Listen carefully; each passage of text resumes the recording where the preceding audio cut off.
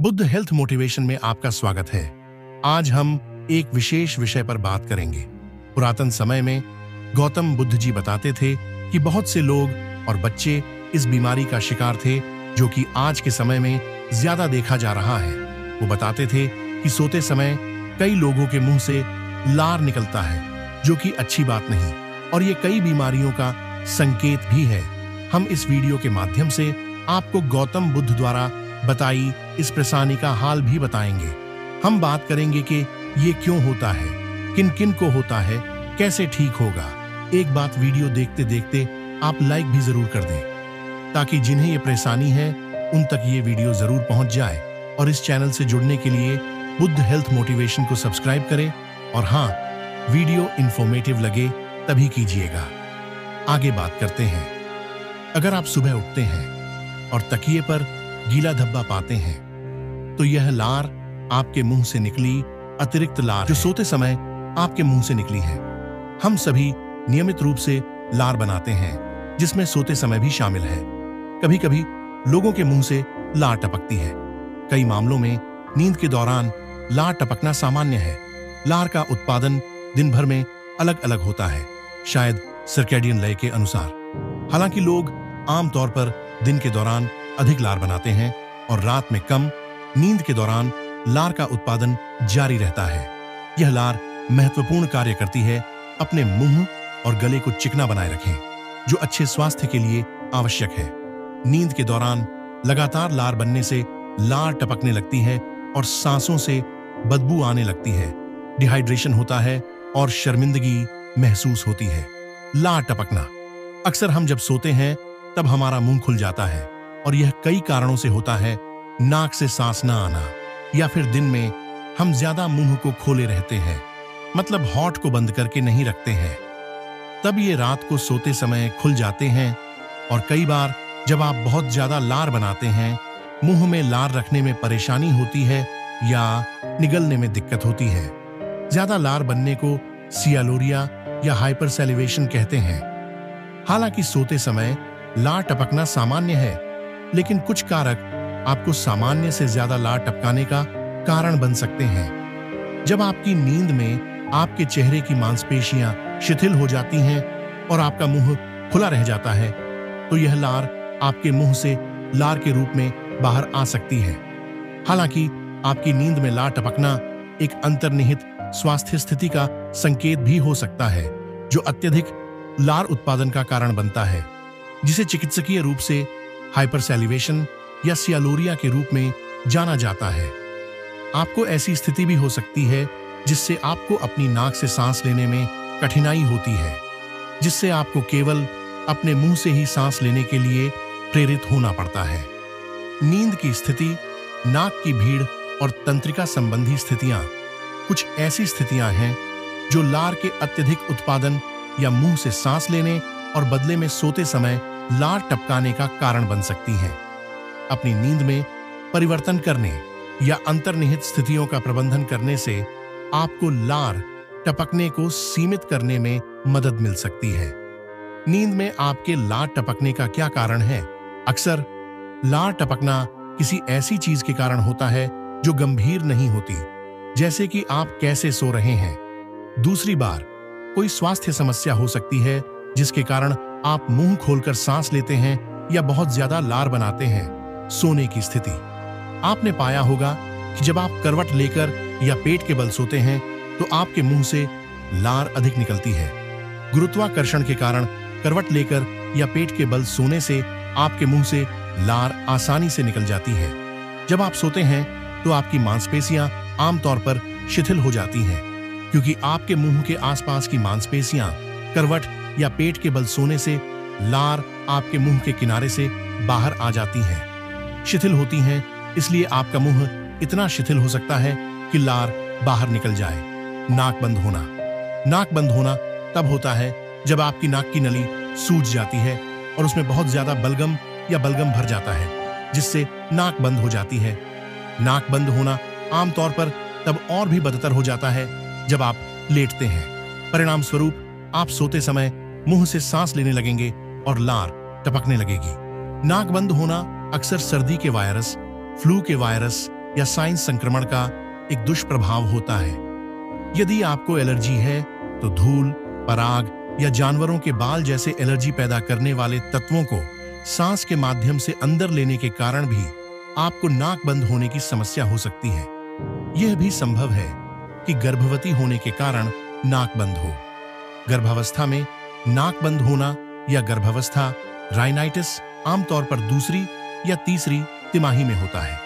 गर्भावस्था राइनाइटिस का सटीक कारण पूरी तरह से समझा नहीं गया है, लेकिन यह संभवतः गर्भावस्था के दौरान हार्मोन में बदलाव और रक्तवाहिकाओं में वृद्धि के कारण होता है। नींद में लार टपकने के अलावा नाक बंद होने से नाक बहना, गले में दर्द, साइंस में दबाव और खांसी हो सकती है। गैस्ट्रोएसोफेगल रिफ्लक्स रोग पेट के एसिड को एसोफेगस में वापस प्रवाहित करता है, जो आपके मुंह और पेट को जोड़ने वाली नली है। मुंह में पेट के एसिड का यह पुनर्संयोजन अंततः मुंह के ऊतकों, दांतों और एसोफेगस को नुकसान पहुंचा सकता है। जीईआरडी वाले लोगों को मुंह के ऊतकों में जलन का अनुभव होने की अधिक संभावना होती है, जिससे हाइपरसैलिवेशन होता है, जिससे उन्हें सोते समय अधिक लार आती है। जीईआरडी के कारण निगलने में भी कठिनाई हो सकती है, जिससे ऐसा महसूस होता है कि भोजन गले में अटक गया है। अत्यधिक लार का रिसाव अक्सर डिस्फेसिया का एक दुष्प्रभाव होता है। छाती के बीच में या गले की ओर जलन जी मिचलाना, पुरानी खांसी, मुंह में खट्टा स्वाद, ऑब्स्ट्रक्टिव स्लीप एपनिया के कारण सोते समय आपकी सांस अस्थायी रूप से रुक जाती है। ओएसए से पीड़ित लोगों में मुंह से सांस लेने की संभावना अधिक होती है, जिसके कारण सोते समय आपके मुंह से अधिक लार टपकती है। मैंडिबुलर एडवांसमेंट डिवाइस, जो ओएसए के उपचार में उपयोग किए जाने वाले मुखपत्र हैं, भी अत्यधिक लार उत्पादन का कारण बन सकते हैं, जिसके परिणाम स्वरूप सोते समय लार टपकती है। ब्रुक्सिज्म के अन्य लक्षणों में शामिल हैं जबड़े में अकड़न या दर्द, सिर दर्द, गर्म या ठंडे के प्रति दांतों की संवेदनशीलता, दिन में नींद आना, बेचैन नींद, बार बार जागने से खंडित नींद। ब्रुक्सिज्म का सटीक कारण अभी तक अच्छी तरह से समझा नहीं जा सका है, लेकिन इसे अक्सर भावनात्मक तनाव और स्लीप एपनिया से जोड़ा जाता है। मौखिक मुद्दे: कैविटी के कारण लार टपक सकती है। अगर आपके दांत या मुंह के किसी नरम ऊतक में संक्रमण हो तो भी आपको लार टपक सकती है। जब आपके दांत में कैविटी या संक्रमण होता है तो आपका शरीर कीटाणुओं को धोने के प्रयास में अधिक लार का उत्पादन कर सकता है। रात में आपके मुंह से अतिरिक्त लार के रूप में बाहर आ सकती है। न्यूरोलॉजिकल स्थितियां: तंत्रिका तंत्र, मस्तिष्क, रीढ़ की हड्डी और तंत्रिकाएं शरीर के कार्यों जैसे कि सांस लेना, मूड, गति और सोच को नियंत्रित करने में मदद करती है। तंत्रिका तंत्र लार के उत्पादन और निगलने को उत्तेजित करने में भी मदद करता है। न्यूरोलॉजिकल स्थितियों या दर्दनाक मस्तिष्क की चोटों के कारण अक्सर निगलने में कठिनाई होती है और अत्यधिक लार का उत्पादन होता है। नतीजतन न्यूरोलॉजिकल स्थितियों वाले लोगों को दिन और रात के दौरान अधिक लार आती है। सामान्य न्यूरोलॉजिकल स्थितियां जो निगलने में समस्या पैदा करती हैं और परिणाम स्वरूप लार टपकती हैं, उनमें स्ट्रोक, सेरेब्रल पाल्सी और पार्किंसंस रोग शामिल हैं। तंत्रिका संबंधी स्थिति के अन्य लक्षणों में बोलने, चलने फिरने, सांस लेने, मनोदशा को नियंत्रित करने और यादों को संसाधित करने में परेशानी शामिल हो सकती है। दवाएं: कुछ दवाइयों के साइड इफेक्ट के कारण अत्यधिक लार बन सकती हैं, जिससे सोते समय आपके मुंह से बहुत ज्यादा लार टपकती है। ऐसी दवाइयां जो लार टपकने का कारण बन सकती हैं, उनमें शामिल हैं एंटीडोपामिनर्जिक दवाएं, सिजोफ्रेनिया के इलाज के लिए इस्तेमाल की जाने वाली एंटीसाइकोटिक दवाएं जैसे क्लोजारिल लार बढ़ाने के लिए जानी जाती हैं, विशेष रूप से रात में। प्रत्यक्ष मस्कैरिनिक एगोनिस्ट: ये दवाएं विभिन्न स्थितियों के उपचार के लिए तंत्रिका तंत्र को उत्तेजित करती हैं। परिणाम स्वरूप वे लार और लार टपकने को भी बढ़ाते हैं। दवाओं में मूत्रपथ संक्रमण की दवा यूरिकोलिन ग्लूकोमा और शुष्क मुंह की दवा सालाजेन और जोग्रेन सिंड्रोम की दवा इवोक्सैक शामिल है। अप्रत्यक्ष मस्कैरिनिक उत्तेजक: अल्जाइमर रोग और मनोभ्रंश की दवाएं जैसे एरिसेप्ट, रेजाडाइन और एक्सेलॉन लार के प्रवाह को बढ़ाने वाले रिसेप्टर्स को उत्तेजित कर सकती हैं। बेंजोडाइजेपाइन चिंता विकारों, अनिद्रा और दौरे के इलाज के लिए इस्तेमाल की जाने वाली अवसाद दवाओं का एक वर्ग निगलने के पैटर्न को बदल सकता है और अत्यधिक लार टपकने का कारण बन सकता है। इनमें जेनैक्स, लिब्रियम और वैलियम शामिल हो सकते हैं। नींद में लार टपकने से कैसे रोकें? लार टपकने से कैसे रोकें, यह अंतर्निहित कारण पर निर्भर करता है। अगर आप अपनी नींद की स्थिति के कारण लार टपका रहे हैं, तो आप अपनी पीठ के बल सोने की कोशिश कर सकते हैं।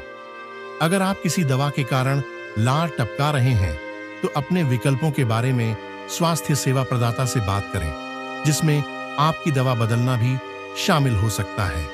अन्य उपचार जो नींद में लार टपकने की समस्या को रोकने में आपकी मदद कर सकते हैं, उनमें शामिल हैं डिकंजेस्टेंट्स। अगर आपकी नाक बंद है, तो रात में डिकंजेस्टेंट्स दवाएं लेने से आपके नाक के मार्ग को सिकोड़ने और सुखाने में मदद मिल सकती है। इससे नाक से सांस लेना आसान हो सकता है और मुंह से सांस लेना कम हो सकता है। नमकीन नाक स्प्रे बिना डॉक्टर के पर्चे के मिलने वाले नमकीन स्प्रे या नेतिपॉट का उपयोग करके नाक की सिंचाई करने से आपके साइंस को साफ करने और भरी हुई नाक से राहत पाने में मदद मिल सकती है। एंटीहिस्टामाइंस यदि आपको एलर्जी है, तो एंटीहिस्टामाइंस लेने से आपको नाक बंद होने की समस्या से राहत मिल सकती है, जिसके कारण आपको रात में सांस लेने में दिक्कत होती है। निरंतर सकारात्मक वायुमार्ग दबाव मशीनें ये स्लीप एपनिया डिवाइस ओएसए से पीड़ित कुछ लोगों को रात में बेहतर सांस लेने में मदद कर सकती है। स्लीप एपनिया सर्जरी गंभीर ओएसए लक्षणों का इलाज सर्जरी से किया जा सकता है। इसमें गले के अतिरिक्त ऊतकों को निकालना, टॉन्सिल और एडेनॉइड को हटाना या सांस लेने में बाधा डालने वाली चेहरे की संरचनाओं को ठीक करना शामिल है। बोटॉक्स इंजेक्शन लार ग्रंथियों में बोटुलिनम टॉक्सिन का इंजेक्शन लगाने से लार के उत्पादन को कम करने में मदद मिल सकती है, जो अत्यधिक लार टपकने का कारण बनता है। इसका उपयोग अक्सर सेरेब्रल पाल्सी या पार्किंसंस रोग के कारण होने वाली लार टपकने के इलाज के लिए किया जाता है।